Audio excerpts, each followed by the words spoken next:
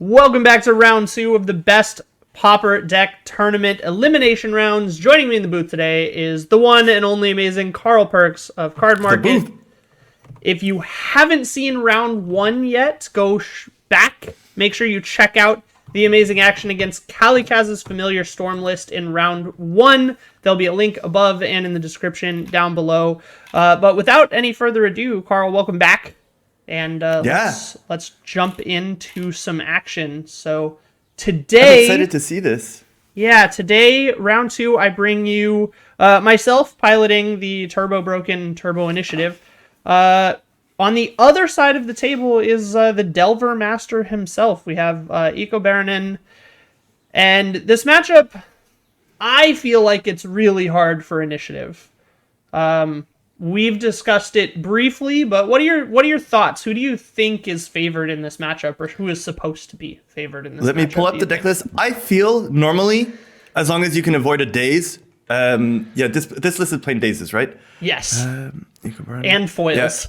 Yeah. Oh yeah, it's 2018 Delver. Okay, so it's not looking good because this deck is absurd, but I do feel like you have to be favored here if you play around daze, right? The removal spells are not very good because Snuff Out doesn't hit all your creatures. Sure. And their clocks just aren't as, like, Gurmag Angler comes down late. Augur of Bolas is kind of a joke because it's too slow against you. Yeah, I feel like you might be slightly favored. So for me, I think on paper, Turbo Initiative should maybe in theory be able to outpace the Delver deck, all things being equal. But the thing that you have to consider is like the presence of Daze and Foil in the opponent's deck really changes how ballsy you can afford to be. Because the Turbo Initiative is so kind of go for broke, like go big or go home style, just a single counterspell on your payoff can leave you with like an empty hand and no board. So it's really kind of dynamic. You have to be very careful when you pull the trigger. And the problem is that every turn you wait to pull the trigger is a turn that your opponent gets closer to just holding counter spells up. Like, I feel like the onus of taking action is very much on the Turbo Initiative deck, whereas the Delver deck can just kind of sit back and say, well, you have to do something. I'm the control deck here. And those matchups generally favor the control deck, just because, in my experience, they have a lot more avenues towards victory. Whereas on the Turbo Initiative deck, it feels almost forced. You kind of have to go for it as soon as possible, and it just comes down to whether or not your opponent has it. Oh, so here's how I feel like this match is going to play out, right? Because Eco Baronin has 2 foils in the deck, and you can play around daze. You're probably going to play around daze if you can. So most of the time, since you have to just throw all your resources into one turn and one hurrah, and I really think he just can't deal with most of. If you resolve an initiative creature, if I look at his deck, he has almost no way of dealing with it. Like, he's not going to disfigure your 4/4.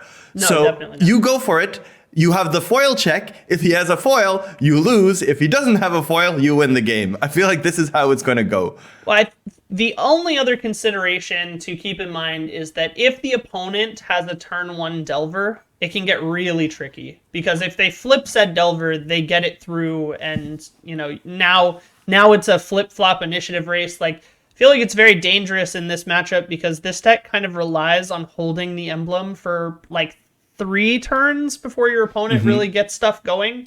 And that's kind of the 3 turns of advantage you need to get close to the throne trigger, and then any creature triggers throne, which triggers, it kind of cascades you into the win there. But if you lose the emblem quickly, it gets pretty bad for you pretty quick because you don't have any catch-up mechanics. I feel like there's so many removal spells that, like, you've got 2 cast down, 4 Snuff Out. I'm confident. Yep. I'm excited to see how this goes. All right. Well, we win the die roll, so we are on the play, which is definitely exciting here. Now, here is this hand our seems awesome, right? First opening hand. Yeah, this hand is a incredible turn 1, actually. It's a turn 1 Battle Rager with Snuff Out active. Unfortunately, you can't have loose focus to protect the Battle Rager. But this is kind of everything you're looking for sure, yeah. This is pretty much, you can't ask for much better than this. All right, let's see how it plays out. So you keep, I assume? Yep, we're going to keep here. I'd be very, very surprised if you didn't. Yeah, this hand is incredible. So you've played this deck way more often than I have, but I feel like this seems like the perfect start because you even have the lose focus on turn 2. Yeah, this is kind of everything we're hoping for. I mean, this is just a good hand, so we're gonna let it rip here. Hope the opponent does not have a daze or does not have a foil. And apparently not. They do not. Yep, that's kind of everything we hoped for here. It's a little sad we didn't have like a Lotus Petal or something to make sure we had lose focus up here. Opponent get probes us. It doesn't matter at this point. They know what we've got. They know what they're playing around at least. So Snuff Out, you can just wait to untap and not play around and play around days. Mm-hmm. Yep. I mean, if they didn't have days before, it's unlikely they have it now. But who knows? Maybe that it was like the Thoughtseize bug, and they just dry it after they didn't have a chance to daze beforehand. So you made 5 mana. Yeah, that's correct. Well, no, they didn't have an island in play. Oh yeah, I'm silly. Yeah, that's absolutely correct. I went first.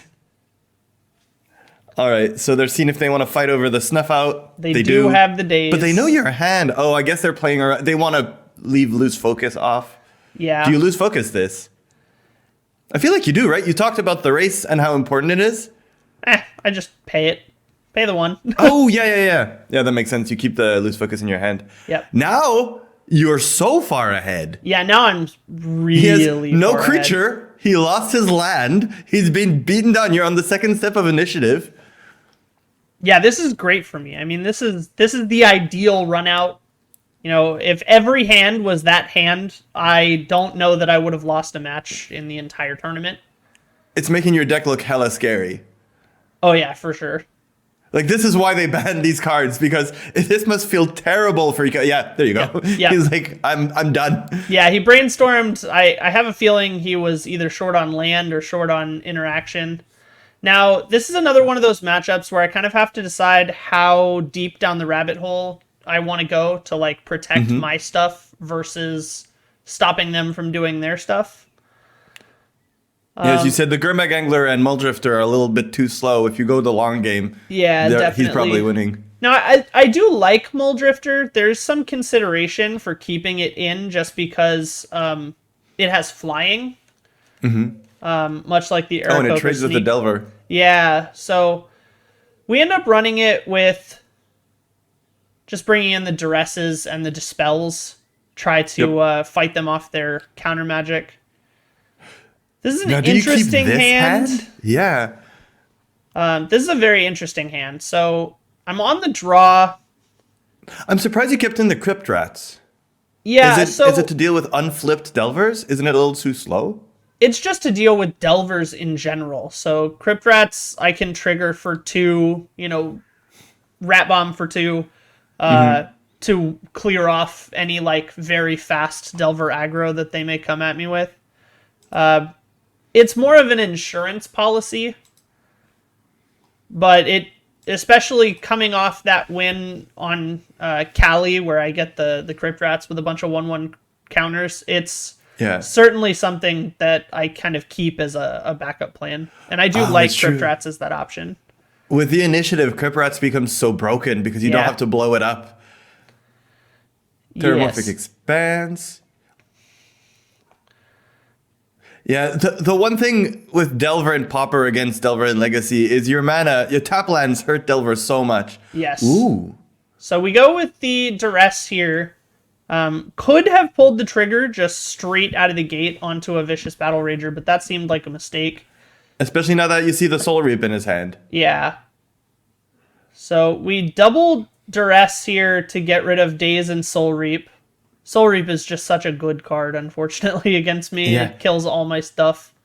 But Snuff Out here is kind of embarrassing. So, like, he needs to keep them in for the sneak, but it doesn't get the Battle Rager at all. Yeah, definitely not. Unfortunately, he has a Brainstorm to, like, undo all that nice hand manipulation I just did. So now I have no information, once again, on what he has. There could have been a consideration on his part to brainstorm before to put the Soul Reap back on top. Definitely. Chose not to do it. Yeah, I think he was just F6'd, to be totally honest. But this is kind of that situation I was talking about where it's on the initiative deck to do something, because if I just let this game continue at this pace, I'm gonna lose. Right? He's just gonna strangle me. He'll drop a creature and then just fight me with counter magic anytime I try to stick something. And right here, it's interesting. That point, it's too late. It's interesting because you're gonna lose your lands here. So okay, you're going for the Battle Rager. Yeah, I just have to go for days it. Consideration. I can't play around days because I drew 2 non-land cards, and I just had double duress. I didn't see anything. No. I just kind of have to go for it here. He does have the days, which is pretty brutal. Yeah, and as we were saying before, sometimes you'll just have to go for it. If it doesn't work out, now you have 1 land and no way of playing any of the cards in your hand. Yes. Like you can't even play this Dark Ritual because you don't have a swamp. You don't have black sources. Now, that being said, there's a lot of mana sources in my deck. You know, I have 19 lands, plus 4 rituals, plus 8 rituals, plus Lotus Petals, plus, Simian Spirit Guides. So there's a lot of active draws. Yeah, now all you need is a black source. But he's been just passing the turn. Yeah. I assume that he doesn't have creatures. He's not playing a Gurmag Angler. I think he's just playing maximum interaction here. At this point, I could have pulled the trigger on the Battle Rager again, but, I mean, the opponent obviously has a counter spell up here. I'm really just trying to see if I can get to another duress before I pull the trigger. Or maybe you can even double spell somehow if you either get more relevant cards or oh gosh. He's got even more cards in hand now. Yep. Oh, is this a Gurmag Angler? Yep. Now there's a clock. Now you've got some pressure. Yeah, now I'm under some pressure here. Okay. Is this the turn? How much mana can you make? So you can crack this, make 3, that's 5, add 2, that's 7. Oh, you can't double spell. Well, you could play Crypt Rats, but it's not very good here. Yeah, I can only play 2 spells if I play Crypt Rats plus a 4-drop, so I just passed. I'm trying desperately to get 1 more mana. And there you go. That's about the only thing I could have drawn, I think. But the opponent has kind of everything. I mean, we have a couple options here. They gushed. Oh, yeah. Wow. Double Dispel. It looks like a bug. Dark Ritual Dispel, Dark Ritual Dispel. Yeah. And unfortunately, that's kind of all she wrote. Now I'm down to 1 land again. I have no rituals. I have no Lotus Petals. I had to. I mean, I have to go for it there. The opponent had just reset their land count. So I thought that the only chance I was going to have is if I could fight through like a single counterspell on that turn. But I knew it was going to be too late. The P-Bug draw would have been nice like 3 turns ago. Yeah, but that's what happens when you play a deck like this. It's made to kind of fire up really quickly and then run out of steam. Your lands self-destruct because they make more mana for a reason. Yep. Now we're down to 5, unfortunately. I don't think there's a single card I can draw to get me out of this. Opponent with 5 cards in hand and just a whole bunch of blue is brutal. Yeah. The same way in Game 1, it showed what Turbo Initiative can do and why that deck was bad. This shows what the Delver deck is like. It always has removal. It always has counter magic. It puts a good clock on. All right, so you're bringing back... Okay, no, I thought you were bringing back the Angler. No, I'm bringing back the Underdark. Just take out a Snuff Out because they can't deal with the Angler? Yeah, taking out 1 Snuff Out focus to bring back in a Loose Focus. I dropped 2 Loose Focus for 2 Dispels originally, and now I'm bringing in a I'm bringing back a Loose Focus and an Underdark Explorer, and just getting rid of that Snuff Out and that Crypt Rats because I held it all game in my hand, and it really didn't feel like it was going to be very impactful. So we're getting rid of it. We do get to be on the play again, though. Yeah, which is super important in your deck. Ideally, as long as you get to play against around days. Oh, if you do it on turn 1, you get to. Exactly. And this hand seems like you can. Not only that, but can you do it with Duress? No. 1, 2, 3. You can. Wow. Oh, yeah, because there's the Simian Spirit Guide. This hand is also awesome, but you're also just throwing all your cards in the bin to do it. Oh yeah, no. I mean, if the opponent had double foil or something crazy, then there's not a whole lot we could do. You see me counting here. I'm like double, triple checking that I can duress into a Battle Rager. Yeah, this hand feels. This deck is so weird because if as we said, if they do, you resolve this one threat, and if they do deal with it, you just self-destruct. Yep. But you're just throwing all your things in the garbage, but you're doing something so incredibly powerful right here. Oh, Duress into a Battle Rager? On turn 1. On turn 1. Take that, get that out of here. So there was what only was the rest a of his daze. hand? It was just creatures, right? Yeah, so it was Daze and Delver, then double Delver. Delver Augur with some lands. Does this mean there's going to be an initiative fight if they play Delver here on turn 1? Well, they're certainly going to try. And I don't blame them. Looking at his hand, I think this is the correct line. Yeah. Now, once again, we have a situation similar to Game 2 against Callie, where I have to decide whether or not I attack, assuming that he's going to flip Delver, or hold it back just in case he doesn't. I think your chances that he flips it makes it that there's no point in not attacking, right? Agreed. Yeah, I end up banking on the fact that Delver is likely to flip, and the 3-day... I mean, we're in a race with the emblem. Yeah, because he doesn't have much going on either. What is he going to do? Augur of Bolus? Unfortunately, heavy punish here because he doesn't flip Delver. Oh no! Well, you couldn't have known that. Just I know, chances I know. are that he would. I think that I was still correct in attacking there, but it does feel a little awkward that I assumed he was going to flip Delver, so I lose the emblem. But yeah, I lose the emblem anyway. Yeah. Wait, you lose the emblem? Oh, if you attack, yeah. And then he shows me a Soul Reap off that Augur of Bolus, which is pretty heartbreaking. Let's see if you can draw another Duress. Well, at this point, I just need another mana source, which you just acquired. Yep, I just hit, which is super nice because now that Soul Reap doesn't kill both my creatures, and he did block with the Augur, so he takes 5 here, which is pretty nice, and I get to kill his creature. Yep, and he thinks that, oh, there's no way you're gaining the initiative back. This is an important turn for him, but you actually get to play out a creature. Now you're hellbent. Yep. Unfortunately, no! The one draw I didn't see is you a couldn't daze. expect that. No, I mean it's a go for brutal blowout that he had the daze there. Oh, and wow. he hit it from me. So I ended up asking him about this after the match because he didn't flip Delver, and I thought that he had maybe not flipped Delver to not show me daze because he was getting the initiative back anyway. That's interesting. That isn't what ended up happening. So he ended up telling me really that cool. daze was his turn 1 draw. Oh. So it was after my duress on my turn 1, but I never got the chance to see it. So now he's got 5 cards in hand. 5 and cards he's just in going hand. through the dungeon. Yep. I'm at 11 because of trap. He doesn't have that daze though, right? Oh No, yeah, he just showed it to you. He flipped Delver, so he has the daze. Makes it less likely for you to play the Underdark Explorer. No, this is looking bad. Yep. Unfortunately, that is the game. Okay, so currently, Turbo Initiative is 1-1. Yeah, 1-1 after that match. Pretty heartbreaking to have, like, the God run out game 1 and then just get absolutely Delvered out game 2.